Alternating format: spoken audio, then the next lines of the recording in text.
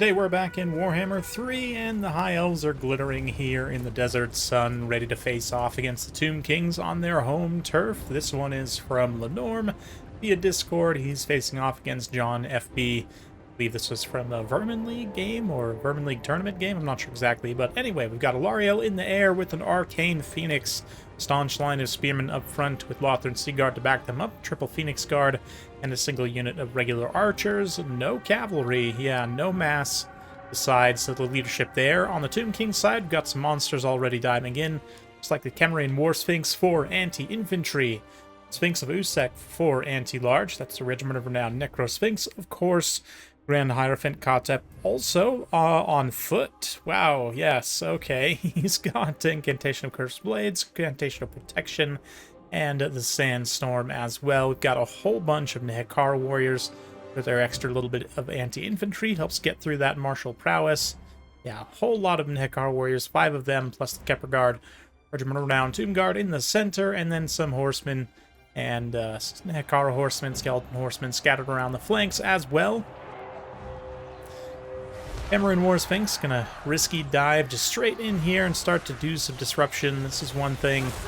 It's not a monster I actually see that much, even though in my opinion it's probably the Tomb King's best monster right now. Just the animations and the mass, you see it has no problem plowing its way in and out of infantry.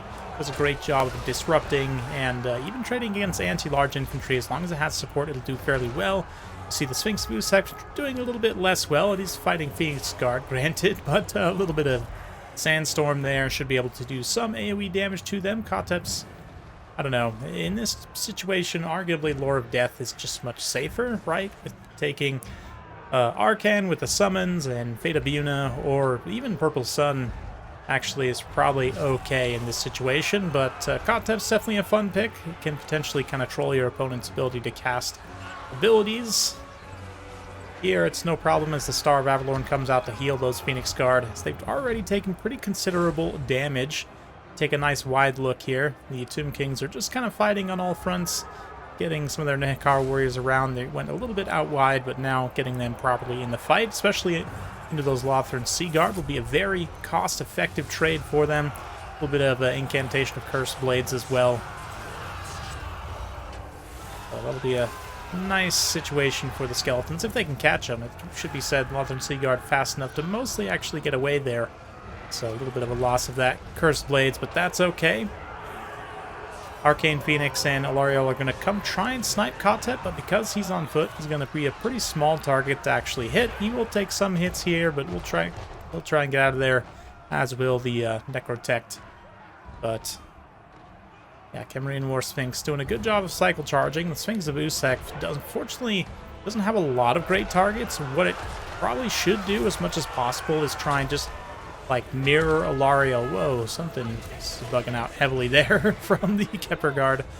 Some kind of texture glitch that's new and interesting. But anyway, yeah, the Sphinx of Usek, I would probably just mirror wherever Alariel and the Phoenix go and just try and countercharge them on the ground. It's not that great versus infantry.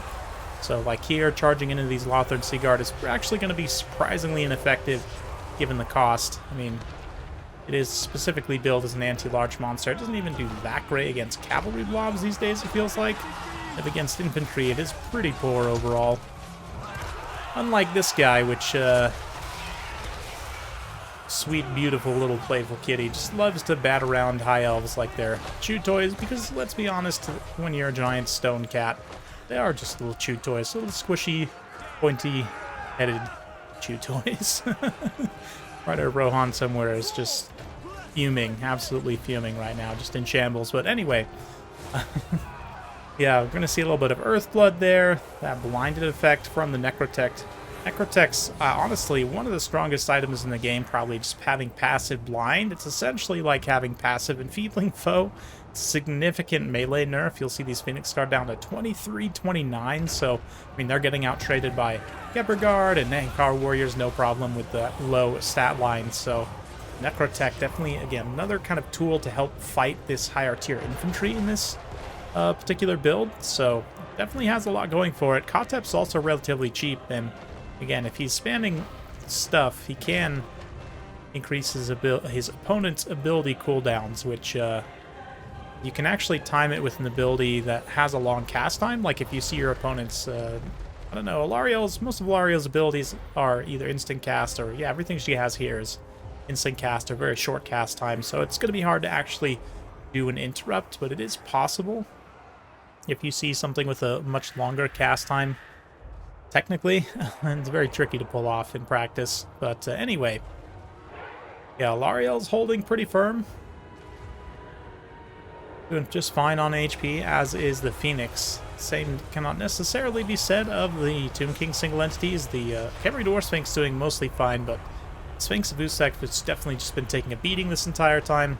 Again, really hasn't been deployed against the ideal targets, but I understand the need to, or at least feeling the need to use it in some capacity to try and get some value. But again, best thing to do would probably be at this point just keep it close to Kotep. Again, kind of protect him, mirror the movements, the single entities for the High Elves, and just try and directly attack them. Pretty much only leave everything else. You know, maybe if you can get an opportune rear charge terror route, but here, flaming cone of unholy Phoenix diarrhea smashes out the, ooh, can't get too close to him, the Kepler Guard there, as they continue to be touched by the Lord of Change, and continue to grind down those Phoenix Guard. Again, that blinded debuff just so strong, allows them to outtrade.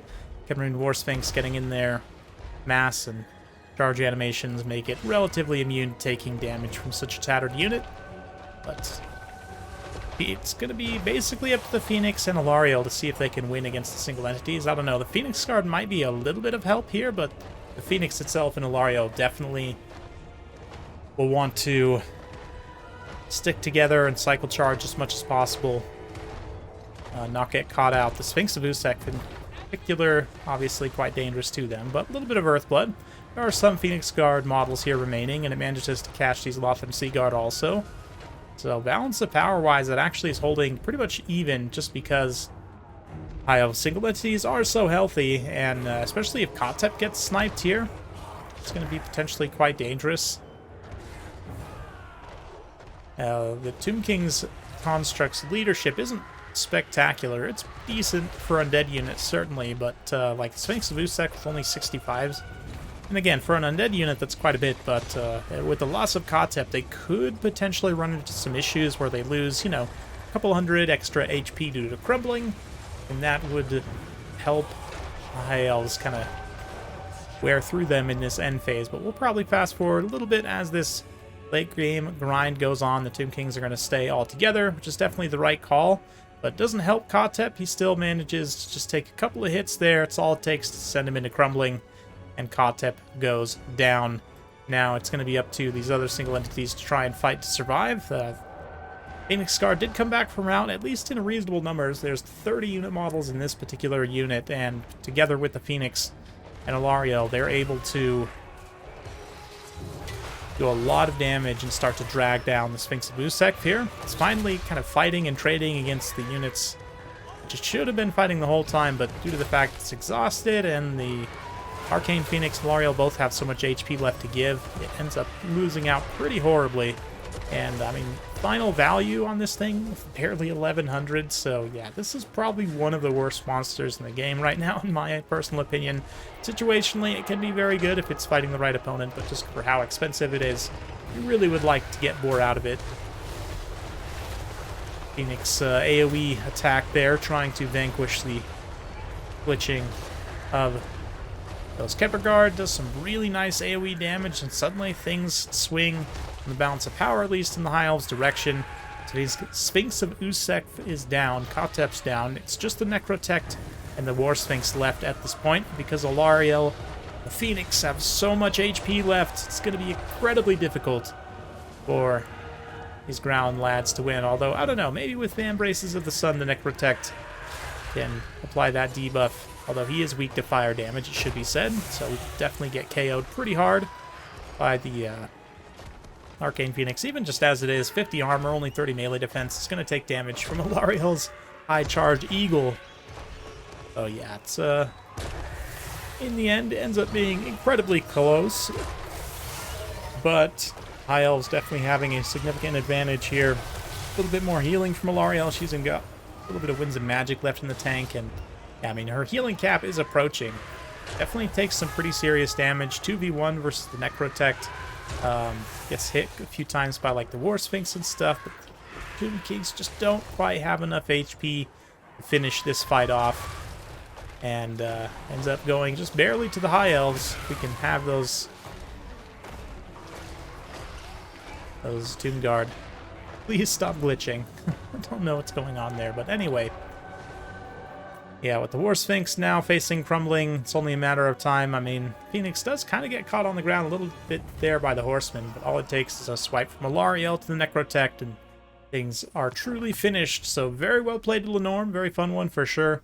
Nice to see Phoenix Guard perform, even though they faced a lot of threats in John FB's build. Again, maybe not necessarily 100% meta. You could swap Kotep out for Arcan, and I think this would just be strictly better, but overall, a lot of things make sense.